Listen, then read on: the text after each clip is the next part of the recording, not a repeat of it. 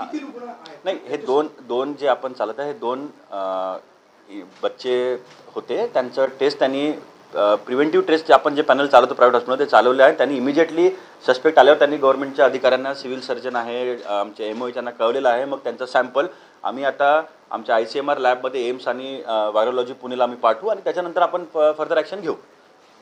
या संदर्भात काही इतर उपाययोजना करायची गरज पडेल का? नाही, मी तेच सांगतो. मी तुम्हाला वाचून दाखवतो, म्हणजे तुमच्या मार्फत सगळ्या जनतेपर्यंत पोहोचेल. याच्यामध्ये त्याच्यामध्ये म्हटलं आहे की आपल्याला खोकला किंवा शिंक आली तर तोंडावर मास्क ठेवा, ते आपण करायलाच पाहिजे. त्याच्यानंतर साबण आणि पाणी याच्या अल्कोहोल आधारित सॅनिटायझरने आपला हात वारंवार धुवा. त्यानंतर ताप, खोकला किंवा शिंक येताच सार्वजनिक ठिकाणापासून दूर राहा. भरपूर पाणी घ्या, आपल्याला हायड्रेट ठेवा आणि पौष्टिक बरोबर जेवण घ्या टायमाला. आणि संक्रमण कमी करण्यासाठी सर्व ठिकाणी पुरेसे व्हेंटिलेशन होईल याची दक्षता घ्या. आपण आफ्टर कोविड आपला हे वे ऑफ लाईफ झालेला आहे. आपण जरी हा HMP व्हायरस नसाल तरी आपण हे सगळं आपण करत आहोत. त्यानंतर शासनाचं यामध्ये हे करू नये. हस्तांदोलन, टिश्यू पेपर आणि रुमालाचा पुनर्वापर ते आपण ऑलरेडी करत नाही.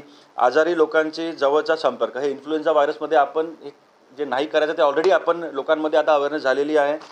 त्यानंतर सार्वजनिक ठिकाणी थुंकणे आणि डॉक्टरांच्या सल्ल्याशिवाय औषधी घेणे, या गाईडलाईन्स आहे. आम्ही सगळ्या सर्क्युलेट करू, आपणही आपल्या माध्यमातून जनतेपर्यंत पोहोचवा. आणि बिलीव्हर्स, ज्या प्रकारे आपण कोविडमध्ये पण काम केलेलं की सध्या घाबरण्याची कसलीही गोष्ट नाही आहे. All is under control.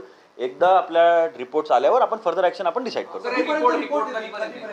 2 से 3 दिन लगेंगे. एम्सचे आपले डायरेक्टर सर आहे, आम्ही इमिजिएटली पाठवलेलं आहे. आणि एक सॅम्पल पुण्याला जाईल आणि एक एम्सला जाईल आणि रिपोर्ट येतच आम्ही तुम्हाला अजून एकदा आम्ही तुम्हाला बोलून आम्ही कळू. सॅम्पलच्या टेस्टिंगसाठी ICMR कडून जे किट्स येणार आहेत ते पोहोचलेत काय आणि ते व्यवस्थित? नाही, ते पुण्याला असेलच ना, ते एम्सलाही आणि पुण्यालाही आहे. सरकारने जसं गाईडलाईन्स जारी केलेल्या आहेत तसंच काही लॅब रिकग्नाइज केलेल्या आहेत किंवा कोणत्या टेस्ट पर्टिक्युलर रिकग्नाइज केलेल्या आहेत का? तसे काही नॉर्म्स आलेले आहेत का? किंवा प्रायव्हेटमध्ये करायचं की मग सगळ्यांनी एम्समध्येच जावं? नाही, हे बघा, त्याच्यामध्ये कोविडमध्ये जे आपण होतं त्या लॅब्स रिकग्नाइज केलं होतं, गव्हर्नमेंट लॅबमध्ये आपण करत होतो. नंतर प्रायव्हेटलाही अलाउड केलेलं आहे. तर त्याप्रमाणे आता गाईडलाईन्स येईल. पण मला सध्या वाटतं की आपण खूप जास्ती सामोरचं आपण विचार करत आहोत. सध्या तशी कसलीही कंडिशन नाही आहे. तुम्ही डॉक्टर पण आहात, तर कोरोना सारखी घाबरण्याची स्थिती आहे का आता, काय सांगणार? नाही, कोरोना व्हायरस नवीन होता. हा जो ह्युमन मेटानिमोनी व्हायरस आहे हा 2001 पासून आहे. नेदरलँडमध्ये हा आयडेंटिफाय झालेला होता आणि सध्या याच्यामुळे मुलांमध्ये फ्लूसारखे सिम्पटम्स येतात. हा नवीन व्हायरस नाही आहे, हा जुनाच व्हायरस आहे. जर आपण रिसर्च केला, जर आपण पबमेडसारख्या किंवा काही मेडिकल लिटरेचर वाचलं तर हा व्हायरस जुना आहे. त्यामुळेच मी सांगतो की सध्या घाबरण्याची कसलीही गरज नाही आहे. परंतु प्रिकॉशन्स आपण जे गव्हर्नमेंटनी, हेल्थ डिपार्टमेंटनी काढलेले आहे ते आपण जर आपल्या जीवनामध्ये जर इंटरलाइज केलं तर आपल्यासाठी चांगलंच आहे. त्यामुळे आम्ही हे सर्क्युलर आणि गाईडलाईन्स लोकांसाठी काढणार. त्यांची तब्येत कशी आहे, नेमकं काय कशा? ते वॉक इन होते, ते OPD बेसिसवर होते, ते डिस्चार्ज म्हणजे घरीच आहे आणि सुखरूप आहे. त्यांना कसलाच काही विषय नाही आहे.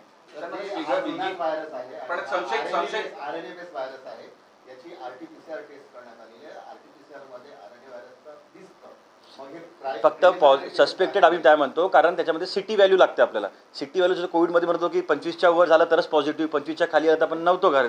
तर तसं याचं सिटी व्हॅल्यू सगळं आपल्याला डिटेल केल्यावरच आपल्याला कळावं लागणार. कारण व्हायरल जे प्रोटीन असतात ते एक दुसऱ्यावर ओव्हरलॅपी होतात. आणि इन्फ्लुएन्झा पॉझिटिव्ह आहे तो निमो व्हायरस बी पॉझिटिव्ह असू शकतात. त्यामुळे सिटी व्हॅल्यू डिटेल एक वेळा होऊ द्या, एक्सपर्ट बसलेले आहेत, त्यानंतर आपण हे करू.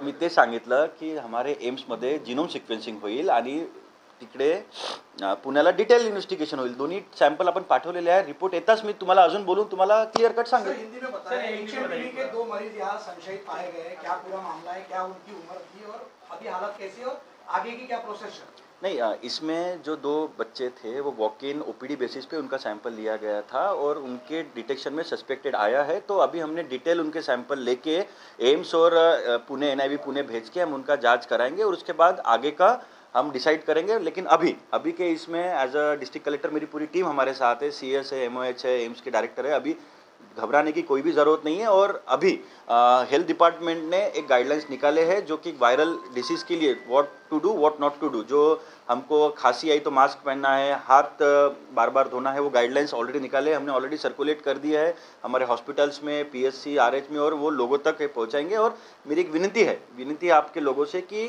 कोई भी घबराने की अभी कोई स्थिति नहीं है, सब कंट्रोल में है। और ये जो वायरस है ये कोई नया वायरस नहीं है, पुराना ही वायरस है, तो अभी वही उसमें कोई म्यूटेशन हुआ है जो चल रहा है मीडिया पे, उसीलिए हमने सैंपल एम्स और पुणे भेज रहे हैं। वो रिपोर्ट आने के बाद हम आपको फिर से कम्युनिकेट करेंगे। मेडिकल और मेयो में क्या इंतजाम किए गए हैं? कुछ अलर्ट मोड पे है हमारी हेल्थ? नहीं, हेल्थ डिपार्टमेंट तो हमेशा अलर्ट मोड पे ही होती है, लेकिन वही मैं बोल रहा हूँ अभी कोविड के बाद वी आर फुल्ली प्रिपेयर्ड, कोई ऐसा घबराने की बात नहीं। मुझे यही बताना है कि जिस चीज़ का खतरा नहीं है